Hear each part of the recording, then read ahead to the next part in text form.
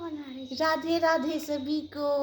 कैसे हो आप सब? ये है मेरा सबसे बड़ा मोह और माया का कारण। ये है मेरा मोह। मोह बोले तो जो चीज़ आपको भगवान से दूर रखे वही मोह होता है। वैसे भगवान श्री कृष्ण का ऐसा कृपा है कि मैं उनसे दूर नहीं हूँ, परंतु फिर भी इस रूप को, इस शरीर को मैं मोह माया कह सकती हूँ। अब मोह माया मुझे देख रही है। आप मोह हो मेरे। कौन हो? पर ज्ञान रूपी तलवार से मोह को काटना पड़ेगा, ज्ञान रूपी तलवार से। हाँ। और फिर भगवान के शरण में जानी पड़ेगी। इसीलिए अब आप एक बात बोलो सभी को कुछ।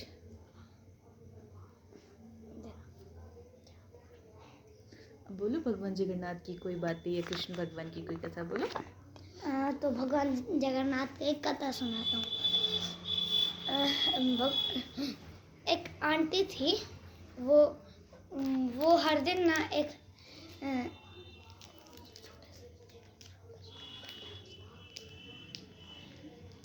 क्या नाम था? मुझे भी नहीं पता। जगन जगन जगन जगन जगन। एक जगन नाम का एक लड़का था, एक आंटी थी। वो ना उससे हर दिन पूछा करती थी कि जगन्नाथ भगवान खुश हैं या फिर दुखी। तो वो बोला कि वो इसलिए पूछती थी क्योंकि वो छोटे जाति की थी, तो उनको मंदिर जाना अलाउ नहीं था। उनको मंदिर जाना अलाउ नहीं था, छोटे जाति की थी। तो वो छोटा जो बच्चा था ना, जिसका नाम जगन था, तो जगन को बुलाती थी, ए जगन इधर आओ, मुझे ये बताओ आज हमारे जगन्नाथ जी ने कैसा श्रृंगार किया हुआ है, कौन से कलर का वस्त्र पहना हुआ है। तो जगन कहता था, हर दिन बता देता था। एक दिन जगन ने बोला कि मैया आप हर दिन मेरे से पूछते हो, इससे अच्छा आप खुद क्यों नहीं चले जाते हो दर्शन करने के लिए, खुद जाओ खुद देखो। तो मैया ने बोला, देखो जगन मैं छोटे जाति की हूँ इसलिए मैं नहीं जा सकती, परंतु तुम तो बड़े जाति की हो, तुम तो देख के मुझे बता सकते हो ना। बताओ फिर। तो जगन ने क्या बोला कि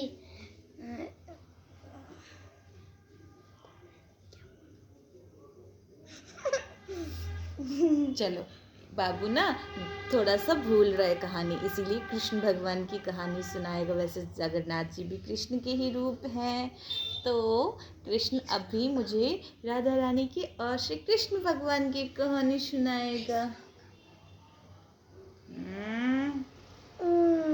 चलो सुनाओ। अच्छा,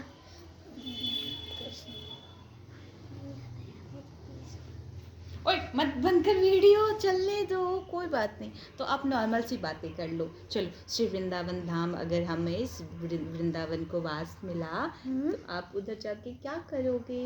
मैं पहले भगवान जी को प्रणाम करूँगा, फिर उनसे आशीर्वाद मांगूंगा कि मुझे पढ़ने लिखने में ध्यान लगाइए, जिससे कि मैं पढ़ लिख कर कुछ अच्छा सा आदमी बन सकूं। नो। पढ़ाई लिखाई करके क्या करोगे? पढ़ाई, हाँ सही बात है, मुझे तो भगवान के शरण में जाना है। हाँ, आपको बनना है भक्त। पढ़ाई लिखाई करते हैं लोग पैसे कमाने के लिए। पैसा कमाते हैं किस चीज़ के लिए? अपने शौक को, कपड़े को, घर गाड़ी, बैंक बैलेंस करने के लिए। पर ये सब चीज़ तो इधर ही छूटना है।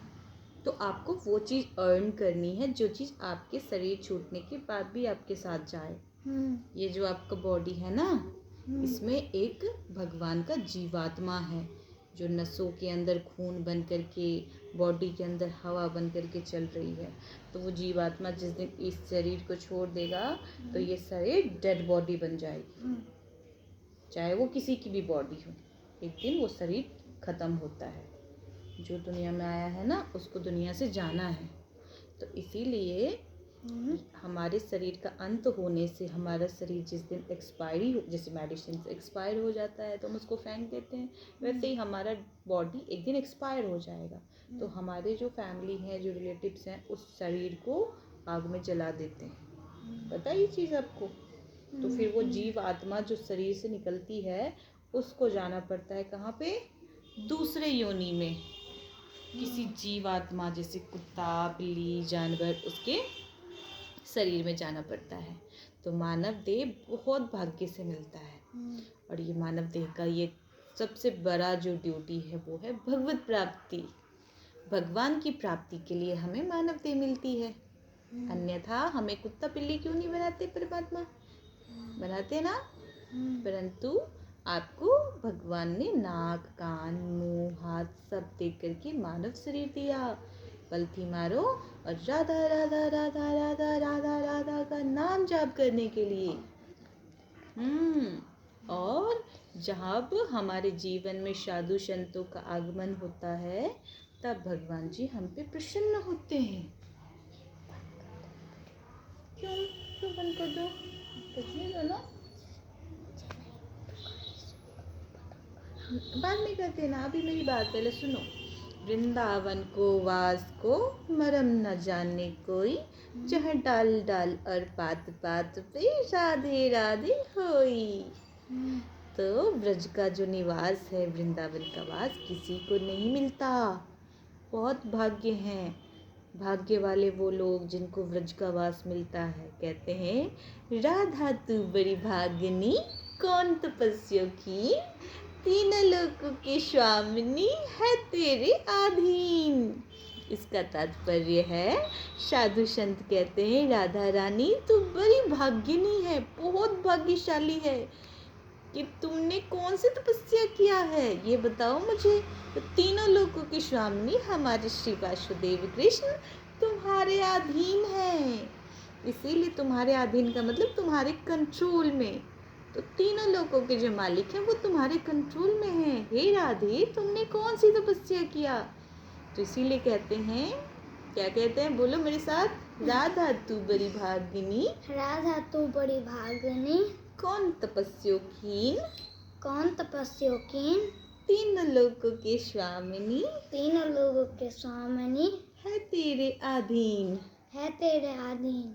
इसीलिए हमें भी अगर वासुदेव कृष्ण को अपने अधीन करना है, अपने कंट्रोल में करनी है। कंट्रोल में भगवान किसके आते हैं पता है? भक्त के। भगवान किसी के कंट्रोल में नहीं होते, सिर्फ भक्त के कंट्रोल में होते हैं। साधु संत कहते हैं कि भगवान श्री कृष्ण डरते हैं अपने भक्त से। अब मैं आपको एक कथा सुनाती हूँ, माधव दास जी की कथा। अब बाद में सुन के मेरे को सुना दो। चलो, एक समय की बात है, जगन्नाथपुरी में एक बाबा रहते थे। उनका नाम था माधव दास बाबा। क्या नाम था? माधव दास। माधव दास बाबा जो थे वो जगन्नाथ जी को बहुत प्रेम करते थे। जगन्नाथ जी ही उनके माता पिता, भाई बहन, सखा साथी संबंधी सब कुछ थे। तो एक दिन क्या होता है, जगन्नाथपुरी में जब बाबा सेवा कर रहे थे जगन्नाथ जी की, तो उनको मन में ऐसे इच्छा होता है कि मैं ब्रज को परिक्रमा करने जाऊं। तो वो कहते हैं, हे जगन्नाथ जी, हे जय जय, मैं जा रहा हूँ। मेरे हृदय में ये विचार आ रहा है कि मैं वृंदावन की परिक्रमा करूं। तो जगन्नाथ जी कहते हैं, बाबा आपको ये विचार नहीं आया कि आप चले जाओगे तो मेरा क्या होगा? बताओ मेरा क्या होगा? भक्त के बिना मैं कुछ नहीं हूँ, आप हो तभी मैं हूँ। इसीलिए आप मुझे छोड़ के जाओगे तो मेरे को अच्छा नहीं लगेगा अकेले। मैं नहीं रहूँगा आपके बिना, मेरे को भी जाना आपके साथ। तो माधव दास बाबा ने बोला कि देखो जय जय, अगर आप मेरे साथ जाओगे ना तो मंदिर के पंडा पुजारी मेरे को पकड़ के मारेगा, बोलेगा ए बाबा तू तो जा रहा है, साथ में हमारे जय जय को भी लेके जा रहे हो, इसलिए मत लेके जाओ। इसीलिए तुम यहीं पे रहो जगन्नाथ जी, मैं कुछ दिनों के बाद आ जाऊंगा परिक्रमा करके। बाबा ने सोचा कि ये बहुत हठी बालक है, जगन्नाथ बहुत हठी बालक है, ये मेरा पीछा नहीं छोड़ेगा। इसीलिए मैं ऐसा करता हूँ कि रात को जगन्नाथ जी सोते हैं, मैं चुपके से निकल जाता हूँ। ध्यान से सुन रहे हो? सुनो। रात को जगन्नाथ जी को खिला पिला के सुला दिया, दरवाजा बंद कर दिया मंदिर का पंडा पुजारी ने। बाबा ने सोचा कि वो सो रहे हैं, मैं भी निकल जाता हूँ। निकल के वो चले गए जगन्नाथपुरी से बाहर पैदल पैदल। उस समय गाड़ी नहीं थी, पैदल ही जाना होता था। ठीक है, तो फिर क्या हुआ, जगन्नाथ जी को वो छोड़ के चले गए। फिर वो जब गए ना तो सुबह चलते, रात को चलते चलते सुबह को उनको भूख लग गई। एक रास्ते में एक जगह पे रुके और एक मैया का घर मिला। उस मैया के घर में जाके कहते हैं, मैया, ओ मेरी मैया, मोको थोड़ी सी रोटी चावल कुछ भी घर में हो तो पवा दो, मेरे को बहुत भूख लगी है। मैया ने बोला, ठीक है बाबा, मैं तो हमारे लिए रोटी लेके आती हूँ, तुम यहाँ पे बैठो। बाबा बैठ गए। फिर बाबा को बहुत भूख लगी थी, रात भर चल के आए थे ना, तो उन्होंने क्या किया, रोटी खाना शुरू किया। जैसे रोटी खाया तो मैया क्या कर रही हैं, वो बगल में जो एक बगल में देख के ऐसे करके रो रही हैं, कह रही हैं, अरे बाबा, तो को थोड़ा सा भी दया नहीं आता, इतने छोटे से बालक को संग लेके जा रहे, बताओ इस बालक को इतने दूर वृंदावन की परिक्रमा करवाओगे, इस बालक के पैरों में कितना दुख दर्द होगा, पीड़ा होएगी, और इसकी माता कैसी है कि इसको भेज दिया, इतने छोटे बालक को वृंदावन की परिक्रमा करने जा रहे हो, तो इसकी मैया ने कैसे भेज दिया। तो बोल रहे, अरे मैया, किस बालक की बात कर रहे हो आप, किस बालक की बात, वही जो तुम्हारी इतने बड़े बड़े चक्का नेत्र वाला जो बालक है, चक्का नेत्र, जय जय जगन्नाथ चक्का नैन वाले बालक की। चक्का नैन, ये तो जगन्नाथ जी की आंखें हैं, इसकी बात कर रहे हैं, कौन है। मैं बगल में पीछे देखा, कोई नहीं दिखा। फिर उन्होंने अपने हृदय में प्रेम को निकाला, क्योंकि भगवान सिर्फ प्रेम के भाव से दिखते हैं। तो मैया भी बहुत भक्तन थी नहीं, इसीलिए उनको जगन्नाथ जी दिख गए थे। तो उन्होंने जैसे प्रेम वाले भाव को प्रकट किया, देखो, अरे बाप रे, ये नटखट जय जय मेरे पीछे आ गया, बताओ, इसको तो मैं रात को छोड़ के आए थे मंदिर में, ये मेरे पीछे कैसे बैठ के भोजन पा रहा है, ये दुष्ट बहुत शैतान है। बाबा ने भोजन पाया और घूर के देखा जगन्नाथ जी को कि चलो तुमको मैं बाद में बताता हूँ, बाहर पहले घर से निकलो। देखो कैसे डरते हैं भगवान, भक्त को इतना प्यार करते हैं कि भक्त डरा भी दे तो डर जाते हैं, और भक्त प्यार भी करे तो प्यार भी स्वीकार। भगवान को आप जो समर्पित करोगे सब चीज़ को स्वीकार कर लेते हैं। तो क्या हुआ, बाहर निकले, no no no no, don't close, मेरे को स्टोरी कंप्लीट करने दो ना। Are you not interested in this story? अच्छा रुको, नो नो नो बाबू, नहीं, ऐसे नहीं, पहले पूरा कहानी सुनो। अगर आपको जाना है तो आप जा सकते हो, मेरे को लेट मी कंप्लीट, ओके। अच्छा मैं आता हूँ 2 मिनट में। हाँ, तो इस नटखट को कहीं जाना था, तो ये तो चले गए, परंतु मेरा कहानी अभी कंप्लीट नहीं हुआ है, मेरा कहानी अभी अधूरा है। तो कन्हैया, मैं उस कहानी को स्टार्ट कर दूं या आप आओगे? कान्हा, कहानी को स्टार्ट करूं या आप आओगे सुनने के लिए? आओगे कि नहीं? लल्ला, आप कहानी नहीं सुनना आपको जगन्नाथ जी की, तो आओ फिर जल्दी। मैं ये कहानी को अभी स्टार्ट नहीं कर रही हूँ, क्योंकि मेरा नटखट कान्हा है ना, मैं चाहती हूँ मैं उनके सामने में बोलूँ ताकि उनको भी थोड़ा सा कहानी समझ में आए, और वो भी भगवान जगन्नाथ जी के भक्त बने। और भगवान की कथा सुनने से ही इंसान को प्रेम होता है कृष्ण भगवान से या किसी भी भगवान की। जब तक हम किसी के बारे में कुछ नहीं सुनते हैं तब तक हमें उनसे प्रेम नहीं होता है। इसीलिए जब तक इस बालक के कान में कथा बार बार मैं नहीं डालूंगी तो इस बालक के हृदय में उनके लिए प्रेम नहीं आएगा। और मैं चाहती हूँ कि मेरा बालक इस जन्म में है, परंतु जगन्नाथ जी का बालक वो हर जन्म में है।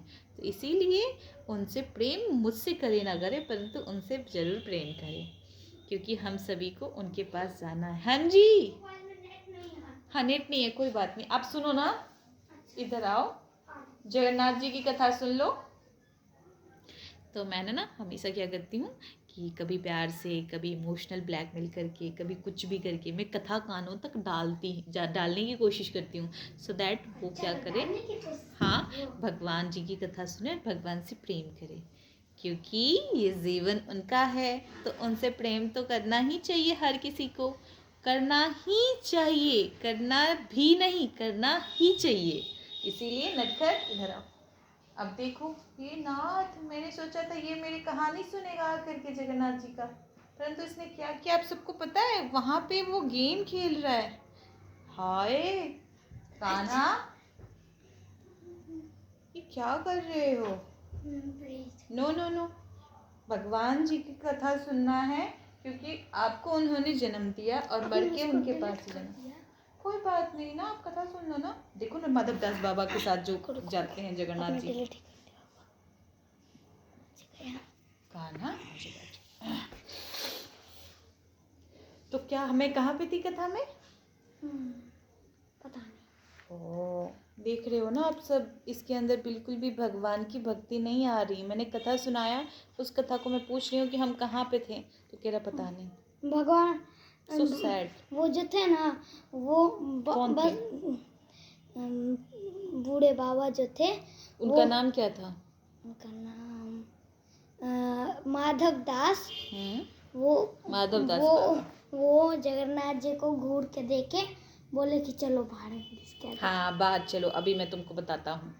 मैया के सामने तुमको डांट नहीं सकता, क्योंकि तुम तो जय जय हो, तुम तो जगत के नाथ हो, तो तुमको मैं कैसे डांटूंगा, मैया मेरी क्लास लगा देंगी। परंतु मैं तुमको चलो बाहर बताता हूँ। बाहर गए, इधर कैमरे से हटाओ कुत्ते। ए नटखट, कान पकड़ा, बोला तुझे बोला था ना मंदिर में रहना, पंडा पुजारी तुम्हारी पूजा के लिए आएंगे, देखेंगे तुम नहीं हो तो क्रोधित कर होंगे मेरे ऊपर, पर तुम कैसे आ गए? बोलते बाबा मुँह को क्षमा कर दो, बाबा मुँह को क्षमा कर दो, मैं तुम्हारे बिना नहीं रह सकता हूँ, मेरा इस दुनिया में भक्तों के बिना कुछ भी नहीं है। बोलते हैं जय जय, तुम चुप करके चले जाओ और मुझे ज़्यादा बहकाने की कोशिश मत। ये क्या कर रहे हो आप, तोड़ क्यों रहे हो? अच्छा तोड़ने का। अब जाओ मंदिर में। बोलते नहीं, मैं तुम्हारे पैर पड़ता हूँ माधव दास बाबा, मैं तेरे पैर पड़ता हूँ, मुझे भी ले चलो ना, मैं तुम्हारे बिना नहीं रह सकता बाबा, मैं तुम चले जाओगे तो मैं कैसे रहूँगा तुम्हारे बिना, बताओ कैसे रहूँगा? बोला देखो वो सब मैं नहीं जानता हूँ, तुम चुप करके जाओ उधर। बोला बाबा नहीं जाओगे ना, एक्टिंग करने लगे रोने का, आप नहीं लेके जाओगे ना तो मैं खाना पीना कुछ भी नहीं खाऊंगा, मंदिर में भूखे बैठा रहूँगा। ओए नटखट, स्टोरी सुनो मेरी। बोला अगर आप नहीं लेके जाओगे ना तो मैं खाना पीना बिल्कुल त्याग दूंगा, कुछ नहीं खाऊंगा, भूखे रहूंगा। तुमको अच्छा लगेगा मैं कुछ नहीं खाऊंगा तो? तुम तो मुझसे इतना प्यार करते हो, बताओ तुमको अच्छा लगेगा?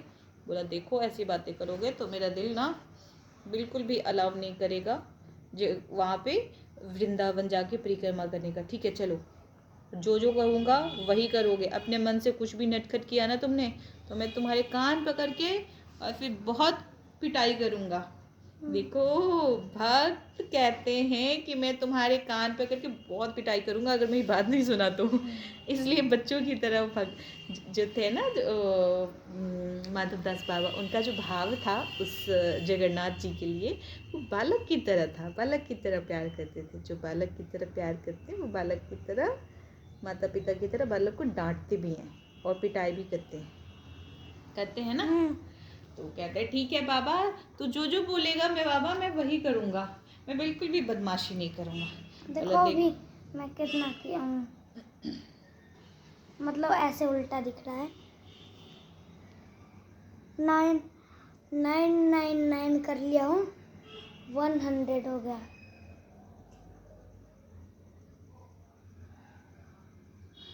अरे ये उल्टा दिख रहा है कैसे? अच्छा चलो ये सब चीज़ें बंद करो, 1000 हो गया। तो कहने का मतलब है कि बोले ठीक है बाबा तू जैसे जैसे बोलोगे मैं वैसे वैसे करूँगा।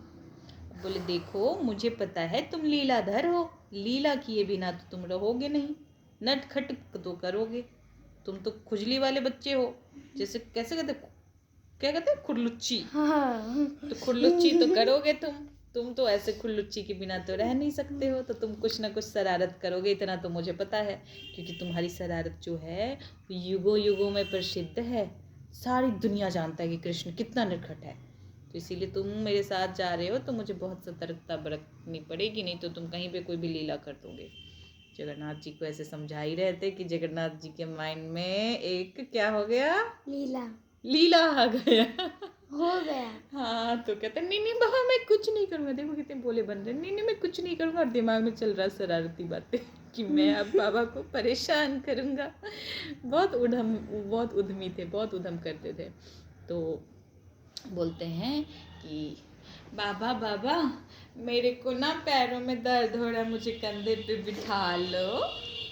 तो बाबा कहते आओ मेरे जीजे को दर्द हो रहा है पैरों में, लाओ अपने चरण को मेरे कंधे पे रखो, मैं तुमको बिठा के ले जाऊंगा। ठीक है, कंधे पे जैसे ही बिठाया, बोलते बाबा बाबा वो देखो आम का पेड़, उसमें मोटे मोटे बड़े बड़े से सुंदर सी लाल लाल यमी यमी आम फले हुए हैं, मुझे आम चाहिए, मुझे आम चाहिए। देखो उद्यमी को उद्यम शुरू कर दिया उन्होंने।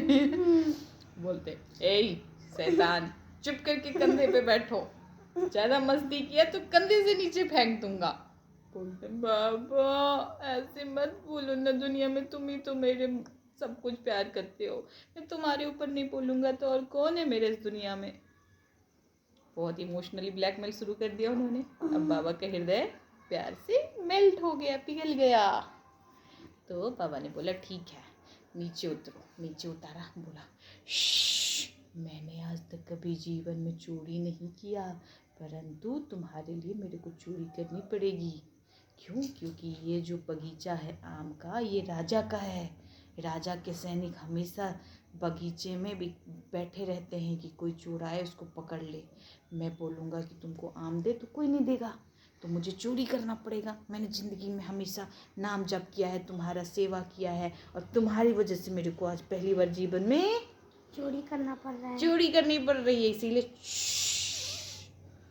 साउंड मत करना, आराम से बैठना। मैं जाता हूँ बगीचे में, तुम नीचे पेड़ के नीचे खड़े रहो, मैं ऊपर जाके आम को तोड़ के दूंगा और तुम चुपके से आम को ले लेना, और फिर आम लेकर के हम लोग बगीचे से भाग जाएंगे। देखो बाबा ने अपने भगवान के लिए चोरी भी की, इतना प्यार करते हैं बाबा, भगवान के लिए चोरी भी उन्होंने की। तो जगन्नाथ जी ने बोला ठीक है बाबा तुम जैसे जैसे बोलोगे मैं वैसी करूँगा, मैं बिल्कुल भी आवाज़ नहीं करूँगा। परंतु उन्होंने क्या किया, कर दिया। माधवदास बाबा को डंडे खिलाए उन्होंने, ऐसी हरकतें किया। चलो बाबा चलो चलो चलो, मैं बिल्कुल आवाज़ नहीं करूँगा।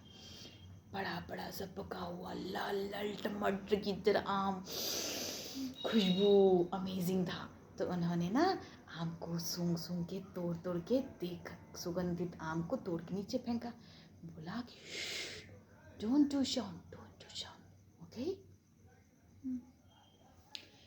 फिर उन्होंने बोला ठीक है, आम जैसे गिराया, जगन्नाथ जी ने आम को लिया, छिलका उतारा और मुंह में आम खाया। बोलता ये कितना यमी आम दिया बाबा आपने, थैंक यू अब आप चिल्लाया। कितना प्यार करते हो बाबा, कितने अच्छे हो माधवदास बाबा, बहुत अच्छा आम है। जोर का चिल्लाना शुरू कर दिया। अब बाबा थे आम की पेड़ के ऊपर, और सैनिक जो सो रहे थे वो सब उठ के खड़े हो गए कि हमारे बगीचे में आम कौन तोड़ के खा रहा है, यमी यमी कर रहा है। तो सारे सैनिक डंडा ले के बगीचे के अंदर आए। जब बगीचे के अंदर आए ना, तो उन्होंने देखा ओ माधवदास बाबा जो थे वो पेड़ पे आम तोड़ रहे हैं, और नीचे से जगन्नाथ जी गायब, अंतर ध्यान हो गए, छू मंत्र छू, गायब हो गए। ओए नटखट गायब हो गए हैं। जगन्नाथ जी खुद चोरी का आम खाया और बाबा को फंसाया और खुद गायब हो गए। और बाबा तो गायब नहीं हुए, बाबा तो पेड़ पे ही बैठे रह गए। तो बाबा ने क्या किया, बोले कि मुझे माफ़ कर दो सैनिक, मैंने ज़िंदगी में पहली बार चोरी की और वो भी मेरे को जगन्नाथ जी ने पकड़वा दिया। बोले कौन सा जगन्नाथ, मैं किसी जगन्नाथ को नहीं जानता हूँ, तुमने आम चोरी की है राजा के राजमहल में।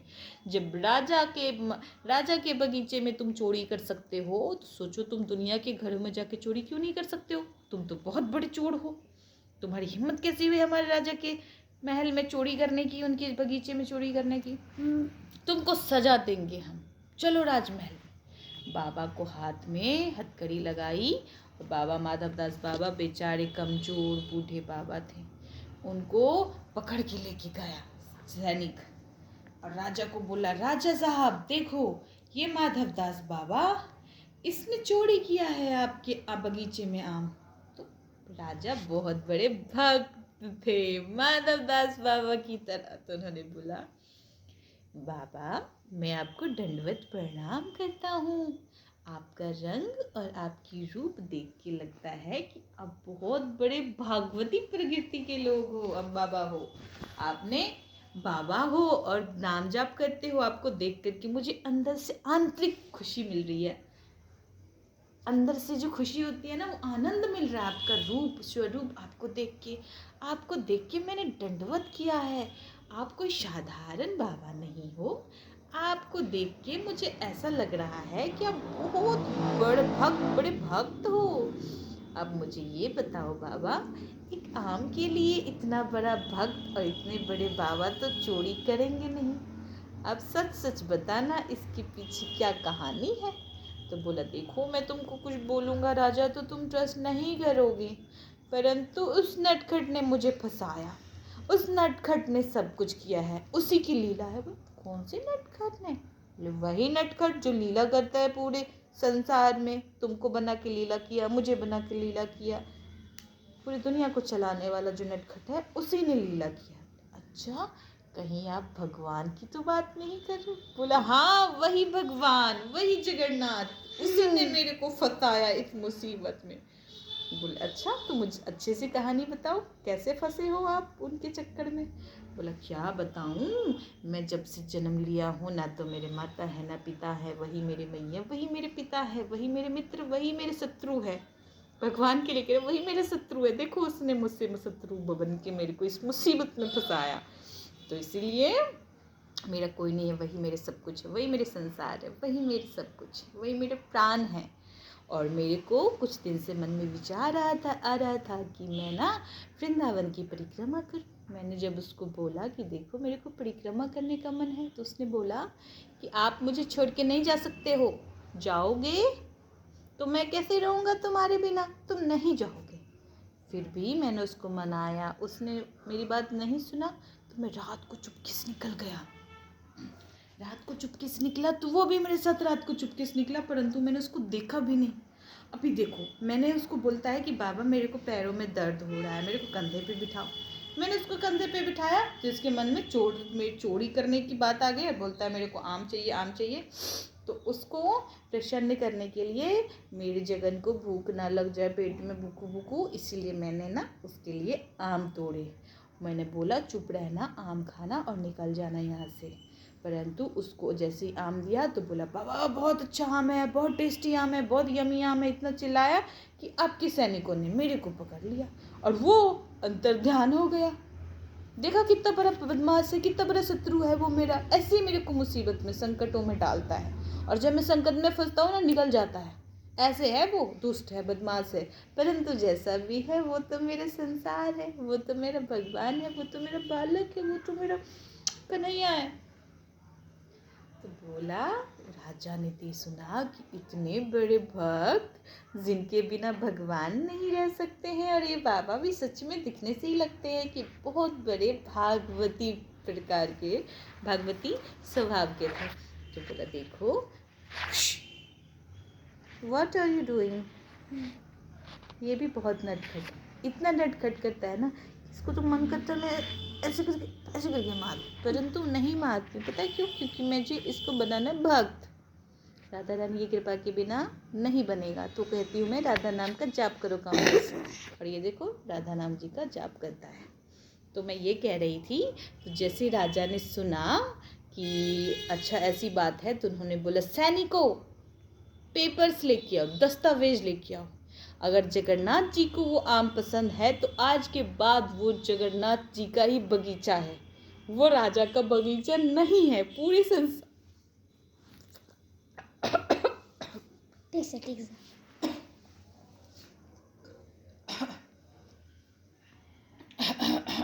हो गया। हाँ, अब सही से बैठो ना। कोई दिक्कत तो आपके पेट पर नहीं बैठूंगा, आपको दिक्कत हो जाएगा। तो बोला जो पूरे संसार का जो राजा है, उस राजा के सामने मैं भी भिक्षुक हूँ।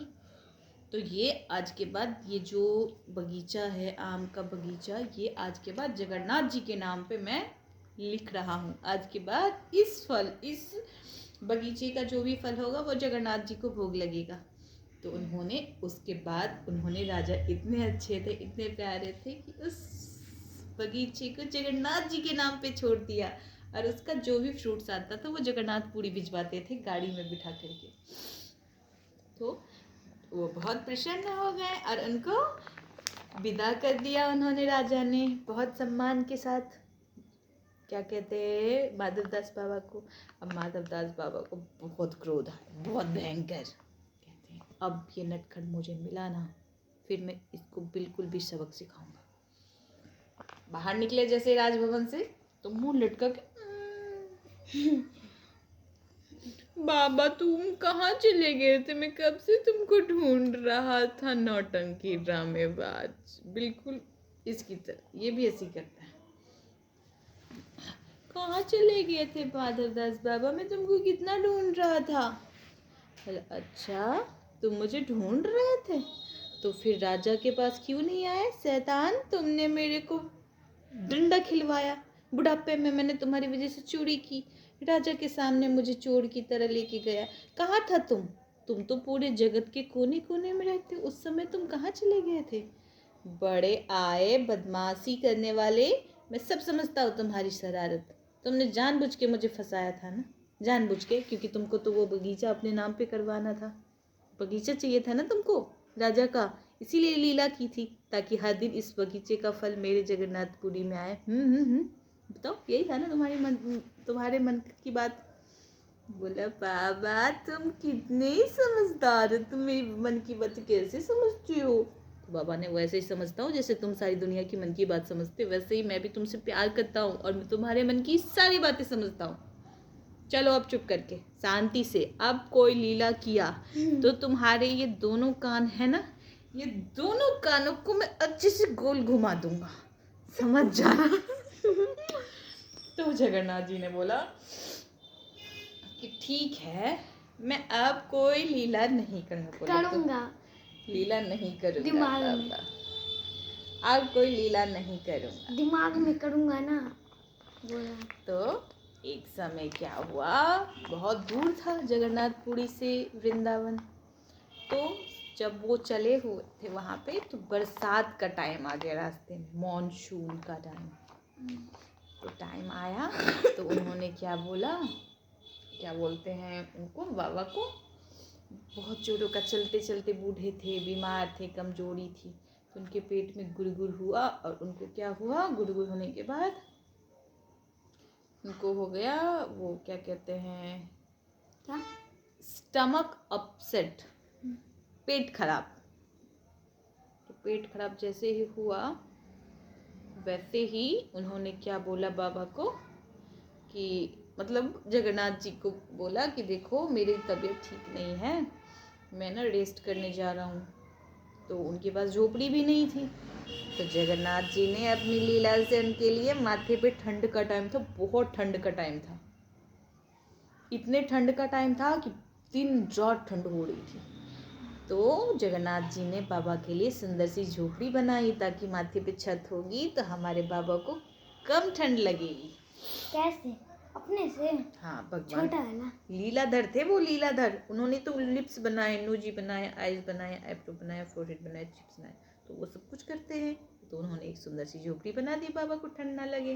देखो बाबा को कितना प्यार करते हैं, थोड़ा सा शरारती है ना, पर प्यार बहुत करते हैं। तो उन्होंने झोपड़ी बनाई, तो झोपड़ी में बाबा सोते थे। बाबा बहुत बेहोश हो गए थे। बाबा का पेट में बहुत ज़्यादा पानी निकलता था, बहुत ज़्यादा। तो जब बाबा को एक दिन होश आया, बेहोश हुए थे कितने दिनों से, जब इनको होश आया तो उन्होंने देखा कि मैं समुद्र के किनारे झोपड़ी में के अंदर लेटा हुआ हूँ। झोपड़ी का दरवाज़ा खुला हुआ है और समुद्र झोपड़ी के सामने में था। तो समुद्र के किनारे एक छोटा सा 8 वर्ष का, आपकी तरह, आप भी 8 ईयर्स के हो, वो भी 8 ईयर्स के थे, सुंदर सा पीताम्बरी पहना हुआ है, पीले कलर का पीताम्बरी। भगवान श्री कृष्ण पीले कलर के पीताम्बरी पहनते हैं, पीले कलर के पीताम्बरी पहना हुआ है। और यहाँ पे सर पे एक सुंदर सा मुकुट पहना हुआ है और बांधा हुआ है उनके मुकुट। और वो बाबा के धोती में जो लगा हुआ बिष्ठा था, बिष्ठा मतलब पोटी, लेटरिन बाथरूम जो कपड़े में ही हो जाता था ना, बाबा बीमार थे, बूढ़े थे, बेहोश हो गए, तो उनका पोटी सब कपड़े में होता था। तो उनका शौच को साफ कर रहे थे, बिष्ठा को साफ कर रहे थे। सोचो, भगवान इतना प्रेम करते हैं कि अपने भक्तों के पोटी को साफ करते हैं। कैन यू इमेजिन कि आपको कितना प्यार करते हैं वो? हर सेकंड सांसें दे रहे हैं। इससे ज़्यादा क्या प्रूफ करने की ज़रूरत है कि वो कितना प्यार करते हैं। तो देखा कि एक बालक है जो मेरे बिष्ठा को, धोती को साफ कर रहा है और इसको झाड़ झाड़ के हवा में सुखा रहा है। देखा कि ये कौन है जो मेरे बिष्ठा को साफ कर रहा है। देखा, अरे ये तो हमारा जगन है।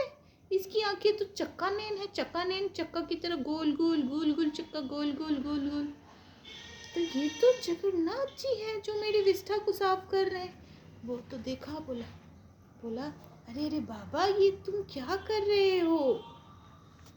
तुमने मेरे वस्त्र को, गंदे वस्त्र को धोए। अरे नहीं नहीं, तुम ऐसे मत करो जगन, तुम ऐसे मत करो। तुम जय जय हो, तुम्हारी सारी दुनिया पूजा करता है, तुम मेरी सेवा कर रहे हो। बोला बाबा चुप करके बैठे रहो। तुम्हारा इस संसार में मुझे छोड़ के कौन है, बताना जरा। और मैं सेवा नहीं करूँगा तो तुम्हारी सेवा करेगा कौन?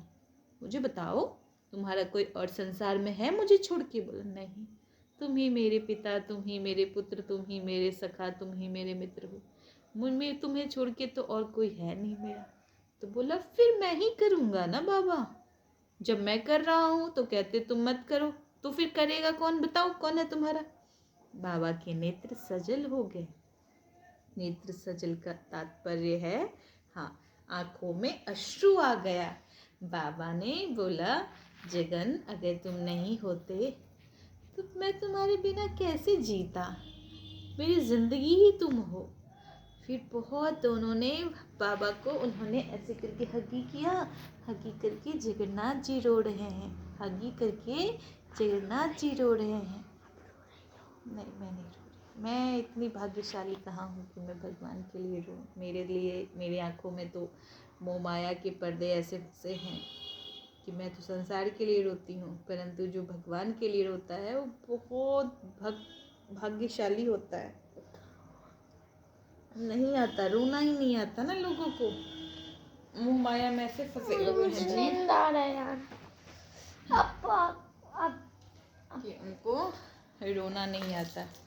तो फिर भगवान रो रहे हैं, जगन्नाथ जी अपने भक्त को गला पकड़ के कि बाबा तुम जैसा भक्त ना मुझे युगों युगों में दोबारा नहीं मिलेगा। और जगन्नाथ जी का गला पकड़ के माधवदास बाबा रो रहे हैं कि देखो तुम मुझसे जितना प्यार करते हो, मैं तुम्हारा एक हिस्सा प्यार भी नहीं करता हूँ। मेरे हृदय में तो तुम्हारे लिए प्रेम ही नहीं है। तो बोले नहीं बाबा, तुम्हारे हृदय में मेरे लिए इतना प्रेम है कि उस प्रेम की लहर में मैं डूब जाऊंगा, पूरी सृष्टि डूब जाएगी, पर तुम्हारे प्रेम का अंत नहीं कर सकता कोई। तो ऐसा अगर प्रेम हो परमात्मा के लिए तो परमात्मा उससे डरते भी हैं, उसकी बातें भी सुनते हैं, उसका ख्याल भी रखते हैं और सदैव उस भक्त के साथ रहते हैं। साथ तो आपके और मेरे भी हैं। अगर वो आपके और मेरे साथ नहीं होंगे तो हम जो सांस ले रहे हैं, इस सांस रुक जाएगी। हाँ प्लीज़ आप बात करो। मेरा कहानी वैसे भी समाप्त हो चुका है। आप बोलो, क्या बोलना चाहते हो? मैं बोलना चाहता हूँ राधे राधे। अभी मुझे बहुत जोर का नींद आ रहा है तो मैं सोने के लिए जा रहा हूँ। मम्मी आपको कहानी सुना देगी।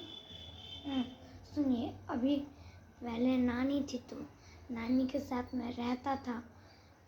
पहले होता क्या है दुनिया में कि जो आदमी होता है ना, वो उसको पहले भगाता है, फिर बाद में पता चलता है कि मैंने उसे ऐसा क्यों किया।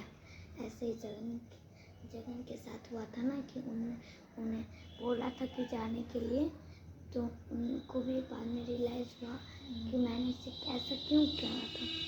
बोल दो। हाँ, तो बच्चे का कहने का मतलब है नानी भी कि चल ये गई। जब नानी माँ के साथ रहता है तो इनको नानी की वैल्यू पता नहीं चलती है, but now he is realising that नानी कितनी इम्पोर्टेंट है इनके लाइफ में। तो को पानी लेके आऊं? No thank you. तो इसीलिए जब तक जीवन है, जो भी हमारे जीवन में हमसे जुड़े हुए हैं, जो भी व्यक्ति, उनका सदैव सम्मान करें, सदैव उनकी रिस्पेक्ट करें, उनका ख्याल रखें कि जब वो जीवन से चले जाते हैं तो हमें उनकी वैल्यू पता चलती है। तो इसीलिए जब वो चले जाए फिर उनकी वैल्यू पता चले, उससे अच्छा है कि जब वो आपके जीवन में है तभी आप उनकी वैल्यू समझें और उनका ख्याल रखें, उनका सम्मान करें। और इसीलिए मुझे भी मम्मी से थोड़ा गुस्सा भी आता है और मैं प्यार भी करता हूँ। देखो, ये कन्हैया जो है ना, मेरे चाहने से तो कुछ नहीं होता, सब हमारी कृपा मई की चाहने से ही होता है। परंतु फिर भी मेरे को लगता है और मेरी इच्छा है कि ये कुछ बने ना बने, कुछ पढ़े लिखे ना पढ़े लिखे, परंतु जो भी है, जैसा भी है, जिस समय में और जिस स्थिति में, सुख में या दुख में, जिस भी स्थिति में हो, हर समय में परमात्मा को मतलब ध्यान करे, उनका नाम जाप करे। पर इसीलिए ऐसा हो ही नहीं सकता ना कि भगवान हमें देखें। क्यों नहीं देखें? अगर वो 1 सेकंड नहीं देखेंगे तो सांस बंद हो जाएगी आपकी। हर सेकंड देख रहे हैं तभी नहीं तो देख सांस रहे हैं, दे रहे हैं आपको। आपको थोड़ी देख रहे हैं। देख रहे हैं, हर जीव जंतु के अंदर वो परमात्मा है, हर सेकंड है वो, हर कोटि कोटि में है। देखो, जो गाड़ी से कुचल देते हैं उसका क्या? कुत्ते को जो गाड़ी से कुचलता है कोई लोग, तो कुत्ता भी पूर्व जन्म में किसी को कुचला होगा, इसीलिए इस जन्म में वो कुत्ता बन गया और उसको कोई कुचला। कर्म का फल हर किसी को मिलता है, हर व्यक्ति को, हर जीव को कर्म का फल मिलता है। इसीलिए ना तो किसी का अपमान करे, ना किसी को चीट करे, ना किसी को धोखा दे, पर भगवान हर समय हर किसी को देखते हैं और हर किसी को वो सजा भी देते हैं और अच्छे कर्म का फल भी देते हैं और बुरे कर्म का फल भी देते हैं। पता है, जब मैं गया था ना, तब नानी जो थी, जब नानी गई तो मुझे इतना रोना आया ना। पहले सोचा कि मैंने बहुत गलत किया। अब जो सो हो गया सो हो गया ना। अब कोई क्या कर सकते हैं? अब वो उसको ठीक तो नहीं कर सकता। मैं तो बच्चा हूँ, नानी के पास कैसे चल जाऊँगा? पैसा होता तो चल भी जाता।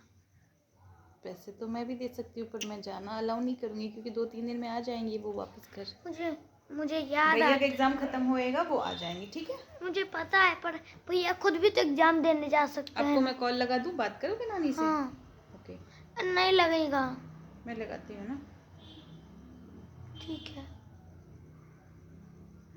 लो, आप दूसरे कमरे में जाके बात कर लो, मैं वीडियो शूट कर रही हूँ, ठीक है? तो कहने का तात्पर्य ये है कि मैं इस बालक को चाहती हूँ कि वो भक्त बने, परंतु ये भक्त तो बनेगा, मेरे हृदय से ये आवाज़ आती है कि बनेगा और व्रज का वास भी मिलेगा, क्योंकि मैं हर दिन कुछ मांगो ना मांगो उनसे, हमारे जो प्राण हैं, हमारे जो परमपिता हैं, बस मैं उनसे ये कहती हूँ कि हे परमपिता, हे पालनहार, हे सृष्टि को रचने वाले, आप मुझे व्रज का वास दो और इस बालक को अगर आपने जन्म दिया है तो इसके जन्म को सार्थक करो, क्योंकि ये जीवन अगर व्यर्थ हो गया ना, फिर 84 लाख योनि भटकनी पड़ेगी। तो इस जीवन को व्यर्थ मत करना और इसको व्रजवास दो, इसको भक्त बनाओ। 84 लाख योनि भटकने का फिर से वो टाइम ना मिले। हाँ हाँ, मैं कहाँ रो रही हूँ? नहीं नहीं नहीं नहीं नहीं नहीं मम्मी के आँख में देखो थोड़ा थोड़ा आंसू। अरे नहीं नहीं नहीं, इट्स ओके, नहीं रो रही हूँ यार। इधर मैं देख लेता हूँ। भगवान के लिए रोना हर किसी को नहीं आता है। देखो रो रही है मम्मी, तो रो रही है मम्मी, रो ही मैं रही है। उतनी भाग्यशाली हूँ नहीं कि मुझे मेरी आंखों से हमारे श्री कृष्ण के लिए या राधा रानी के लिए अश्रु आए, क्योंकि मैं बहुत पापी हूँ, बहुत जीवन में बहुत सी गलती की है और ऐसी ऐसी गलती की है कि घोर नरक में भी अगर डाले ना परमात्मा। नहीं नहीं, आपसे भी बुरे लोग हैं, पर आपने जितनी गलती की है उतना भी तो नाम जाप किया है ना, तो सब कुछ सेम सेम हुआ। अब जिंदगी और करोगे तो आपका सारी गलती माफ हो जाएगा ना। बेटा मैंने नाम जाप क्या किया है, देखते हो दिन भर तो ऐसे ही जीवन गुजर रहा है, बर्बाद हो रहा है। जो हर सेकंड नाम जाप करते हैं ना, उन्हीं का जीवन सफल है। बाकी जब अपनी गलतियों को देखती हूँ कि मैंने कितनी गलती की है, पूरी ज़िंदगी व्यर्थ हो गया उनको बिना जाने, उनको बिना पूजे और उनको बिना याद किए, जिन्होंने हर सेकंड मुझसे प्रेम किया। एक भी सेकंड उन्होंने मुझे भूला नहीं, हर क्षण उन्होंने मुझे सांसें दिया है कि उस सांस पे मैं राधा नाम लिख सकूं। परंतु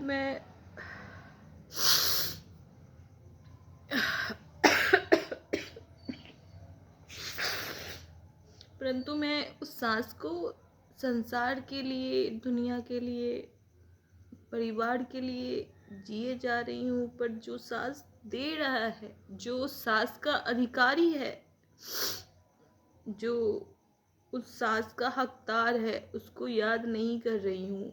ये जीवन ऐसे ही व्यर्थ हो चुकी है, अनंतों जन्मों तक व्यर्थ किया है। इस जन्म को कम से कम सार्थक बनाऊं, नाम जाप करूं, पर मुझसे नाम जाप नहीं होता। मैं उनको ध्यान भी नहीं कर पाती हूँ, मैं उनको याद भी नहीं कर पाती हूँ। और इस बात का बहुत दुख है कि मतलब हृदय में उनकी प्रेम अगर ना हो तो जीवन जीने का कोई तात्पर्य नहीं है।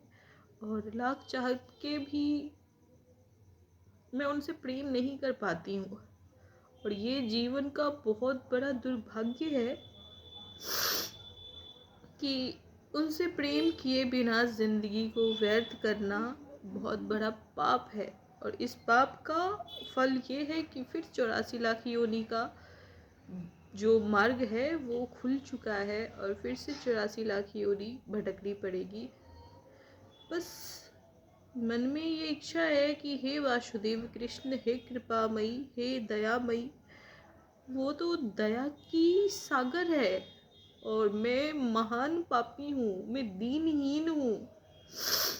कहते हैं, भक्तों का कहना है कि अगर मैं पापी हूँ तो तुम पतित पावन हो, पतितों को पावन करने वाले हो। तो फिर मेरे मन में भी ये विचार आती है कि अगर उनका नाम पतित पावन है तो फिर मुझ जीव का भी उद्धार करे और मेरे हृदय में निरंतर उनका चिंतन, उनका चरित्र, उनका रूप, उनका नाम, उनकी चरण, उनकी रूप की छवि निरंतर चलती रहे। क्योंकि अगर हम उनको भूल के जिएंगे तो फिर मनुष्य शरीर पाने का और मनुष्य शरीर का जो कर्तव्य है उसको हमने भुला दिया। तो मेरा जीवन जितना भी था, अब 1 सेकंड बचा हुआ है कि 1 घंटा, पता नहीं है, परंतु इस बालक की जो भी जिंदगी है उस जीवन को भगवान के लिए समर्पित करें, उस जीवन को परमात्मा को समर्पित करें।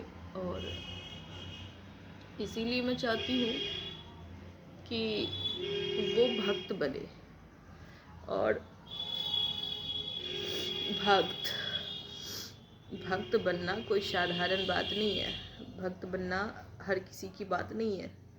भक्त बनना बहुत लोग चाहते हैं, परंतु भक्त वही बन पाता है जिसके ऊपर कृपा होती है, जिसके ऊपर दृष्टि पड़ती है हमारे श्री कृष्ण की।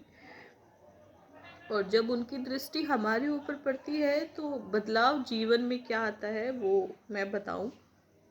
सबसे पहले हमारे जीवन में गुरु का आगमन होता है, साधु संतों का आगमन होता है, भगवत धाम मिलती है, साधु संग मिलता है, परमात्मा की कथा हमारे जीवन में आती है।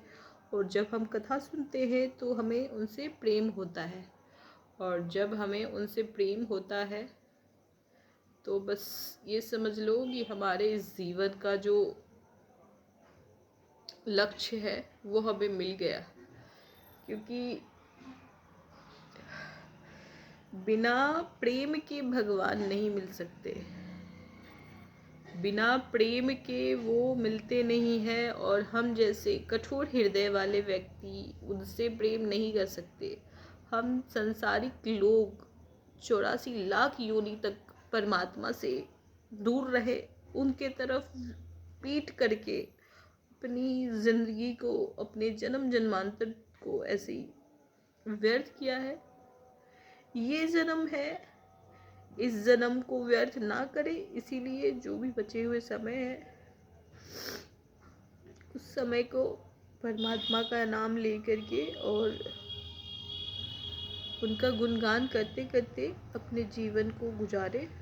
और दिन रात हर सांस पे सिर्फ उनका ही नाम होना चाहिए, क्योंकि उनके नाम के बिना जीवन का कोई तात्पर्य नहीं है।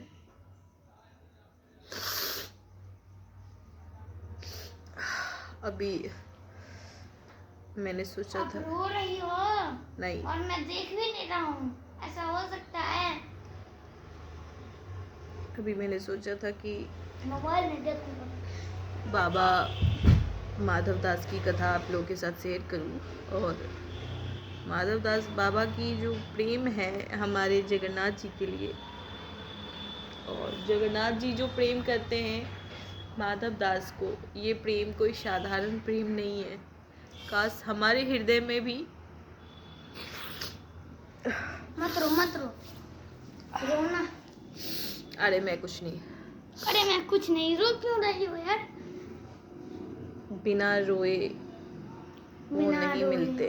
तब रो रो के पागल हो जाओगे, तभी भगवान नहीं कहते मेरे तो क्या रोने से गर तुम्हें मिले जो खुशी, तो मैं रो रो के तुझको मनाया करूं। अगर मेरे रोने से आपको खुशी मिलती है तो हम रो रो के आपको मनाएं। एक बात बताती हूँ मैं, अभी मुझे कुछ याद आया। अगर अरे हमारा इतना इमोशनल मत हो, जगन्नाथ जैसे इमोशनल हो जाओ। मेरा वो भाग्य नहीं है कि मुझे ऐसी भक्ति मिले। इमोशनल ऐसे मत हुआ करो। सुनो, मैं एक बात कहती हूँ कि जब हमारा बालक हमें ढूंढता है और ढूंढते ढूंढते थक जाता है तो वो रोने लगता है कि हमारी माँ कहाँ गई, माँ मिल नहीं रही है, माता कहाँ है। तो वो क्या करता है, रोने लगता है। और हमें खुशी मिलती है कि हमारा बालक हमें ढूंढते ढूंढते थक गया, नहीं मिल रहा है तो वो रो रहा है। परंतु जब बालक हमसे मिलता है तो कितना खुश होता है। तो वही स्थिति हमारी भी है कि अरे रुआ मत करो ना। जब हम उनके मैं लिए भी रो रोते हैं, दूंगा। सुनो तो सही, मैं भी रो दूंगा। जब हम उनके लिए रोते हैं तो उनको भी खुशी होती है कि मेरा बच्चा मेरे लिए रो रहा है। जैसे हमें खुशी होती है कि ये बच्चा हमारे लिए रोता है, हमें हमारे हृदय को खुशी होती है कि हमारा बच्चा हमसे कितना प्रेम करता है कि हमारे लिए रो रहा है। वैसे ही राधा रानी को खुशी होती है कि ये बालक कि मेरे लिए रो रहा है, तो वो खुश होती है। और हमारे रसिक जन कहते हैं कि मेरे रोने से गर तुझे मिले जो खुशी, तो मैं रो रो के तुझको मनाया करूं। कि तुम खुश रहोगी अगर मेरे रोने से, तो मैं पूरी जिंदगी रोता रहूं, परंतु तुमको खुश रखूं। और रसिक जन का अर्थ ही यही है कि जो रस में डूबे होते हैं, इतना रोगी तो मैं भी रो दूंगा यार, चुप हो जाओ ना। जो रस, कौन सा रस, कृष्ण रस, राधा रस में डूबे होते हैं, उनको कहते हैं रसिक जन। तो रसिक जन यही कहते हैं। इतना फिलहाल सबको ज्ञान दे रही हो, खुद ही जो करोगी तो आपको आपको भी ज्ञान प्राप्ति होगा ना। और अगर आपको देखकर बच्चा करेगा तो उसको भी होगा कुछ। चलो ये खैर, वीडियो बना लो, फिर उसके बाद आपको जो मैं करना हो तो करो। वीडियो को स्टॉप कर रही हूँ, पर गुस्सा क्योंकि मत करो। एज ए ह्यूमन मेरी भी कुछ रिस्पॉन्सिबिलिटी है। जैसे कि बच्चे का, जैसे ये हम इसका ख्याल रखते हैं, वैसे ही हमारी राधा रानी ख्याल रखती है। इस बच्चे में भी भगवान है, भगवान ने जन्म दिया है, सांसें दिया है, हृदय के हर रोम रोम में परमात्मा बसे हुए हैं। तो इसकी ज़रूरत और इसकी जिम्मेदारी को पूरा करना भी हमारा कर्तव्य है। इसीलिए मैं जा रही हूँ इनको भोजन बना के पवाने के लिए, और साथ में हरि नाम, हरे कृष्ण का गुणगान गाने के लिए, ताकि मैं खाना बनाती रहूँ और भगवान की कुछ कुछ कथा सुनाती रहूँ, ताकि इनके हृदय में भी कथा को सुन के प्रेम आए। जब तक हम कथा नहीं सुनते, हमें उनसे प्रेम नहीं होता। तो इसीलिए मैं कुछ भी काम करती हूँ तो मैं इनको कथा सुनाती हूँ, ताकि कथा सुने और उनसे प्रेम करे। और उनसे जब प्रेम हो गया तो ज़िंदगी में कुछ सुख दुख मायने नहीं रख जाता। कुछ ना सुख चाहिए होता है, ना दुख चाहिए होता है, और जो मिलता है वही बस आनंद देता है। तो मैं जा कर के इनको कुछ कृष्ण भक्तों की कथा सुनाऊँ, कृष्ण भगवान के रसिक जनों की कथा सुनाऊँ। और बस इस वीडियो को यहीं पे करती हूँ अंत। बोलो राधे राधे।